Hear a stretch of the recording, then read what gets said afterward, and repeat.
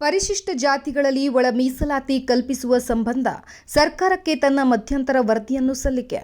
ಪರಿಶಿಷ್ಟ ಜಾತಿಗಳಲ್ಲಿ ಒಳ ಮೀಸಲಾತಿ ಕಲ್ಪಿಸುವ ಸಂಬಂಧ ನ್ಯಾಯಮೂರ್ತಿ ಎಚ್.ಎಸ್. ನಾಗಮೋಹನ್ ದಾಸ್ ನೇತೃತ್ವದ ಸಮಿತಿ ಇಂದು ಸರ್ಕಾರಕ್ಕೆ ತನ್ನ ಮಧ್ಯಂತರ ವರದಿಯನ್ನು ಸಲ್ಲಿಸಿದೆ. ವಿಧಾನಸೌಧದಲ್ಲಿ ಮುಖ್ಯಮಂತ್ರಿ ಸಿದ್ದರಾಮಯ್ಯ ಅವರನ್ನು ಭೇಟಿ ಮಾಡಿದ್ದ ನ್ಯಾಯಮೂರ್ತಿ ನಾಗಮೋಹನ್ ದಾಸ್ ಅವರು ಮಧ್ಯಂತರ ವರದಿಯನ್ನು ಸಲ್ಲಿಸಿದರು.